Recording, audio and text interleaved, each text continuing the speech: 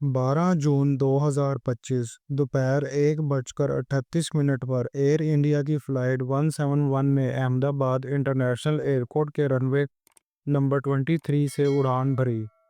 अभी जहाज़ सिर्फ 625 फीट की हाइट तक ही पहुंच पाया था कि एटीसी को एक मेडे डिस्ट्रेस कॉल रिसीव होती है और कुछ ही सेकंड्स बाद प्लेन अचानक रडार से गायब हो जाता है। थोड़ी देर के अंदर शहर के अंदर एक ज़बरदस्त धमाका सुनाई देता है। आसमान में काले धुआं उड़ता हुआ नज़र आता है। ये एयर इंडिया का बोइंग 787 ड्रीम लाइनर था, जो 242 मुसाफिरों के साथ लंदन के लिए रवाना हुआ था। लेकिन वो सीधा जाके टकराया एक मेडिकल कॉलेज के हॉस्टल से, जहां स्टूडेंट्स उस वक्त लंच में मसरूफ़ थे। रिपोर्ट्स के मुताबिक इस हादसे में 294 अफराद के जान बहक होने की तस्दीक हुई है, जिसमें सिर्फ प्लेन के मुसाफिर नहीं बल्कि हॉस्टल में मौजूद स्टूडेंट्स भी शामिल थे। जो चीज़ इस तबाही को और ज़्यादा ख़तरनाक बना गई वो था प्लेन का फुल फ्यूल टैंक। क्योंकि लंदन का फासला तकरीबन 6,700 किलोमीटर था, इसलिए एयरक्राफ्ट में लगभग 80,000 लीटर जेट फ्यूल भरा हुआ था। जब प्लेन हॉस्टल की बिल्डिंग से टकराया तो वो फ्यूल पूरी इमारत को आग का गोला बना गया। फायर ब्रिगेड के लिए आग को कंट्रोल करना नामुमकिन सा बन गया था। हर तरफ जलते हुए लोहे के टुकड़े गिर रहे थे।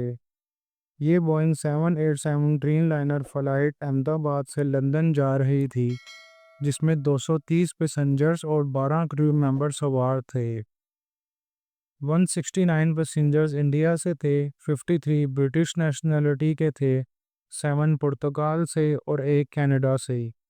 फ्लाइट में 11 बच्चे और 2 इन्फेंट्स भी शामिल थे।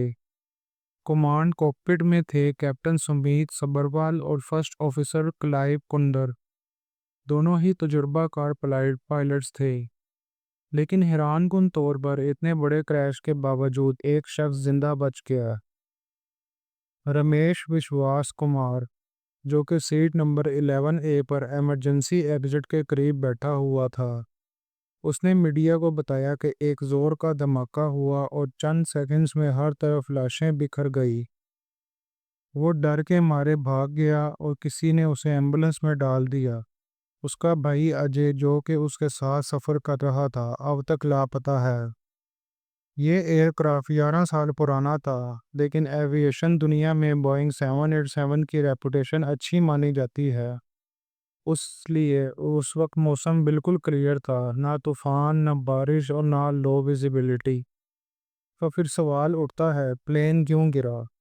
क्या इंजन फेल हुआ? क्या फ्यूल टैंक फटा या कोई और टेक्निकल माल फंक्शन? कुछ रिपोर्ट्स के मुताबिक फ़्लाइट ने टेक ऑफ के बाद रिक्वायर्ड हाइट जल्दी अचीव नहीं की। एक्सपर्ट्स कह रहे हैं कि इंजन ने शायद फुल पावर नहीं दी, जिस वजह से प्लेन को वो लिफ्ट नहीं मिल सकी जो ज़रूरी थी।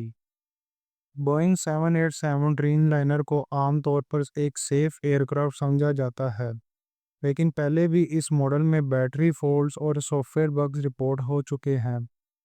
अभी तक ये कंफर्म नहीं हुआ कि इस क्रैश का कोई ताल्लुक हथुनीस इशू से है या नहीं। अब सबसे इम्पोर्टेंट चीज़ है ब्लैक बॉक्स, जो ये रिवील करेगा कि क्रैश से पहले फ्लैप्स की पोजीशन क्या थी, इंजन का स्टेटस क्या था और कॉकपिट में पायलट्स ने क्या गुफ्तगू की। इस वक्त मरने वालों के घर वाले डीएनए सैंपल्स दे रहे हैं ताकि अपने प्यारों की पहचान की जा सके।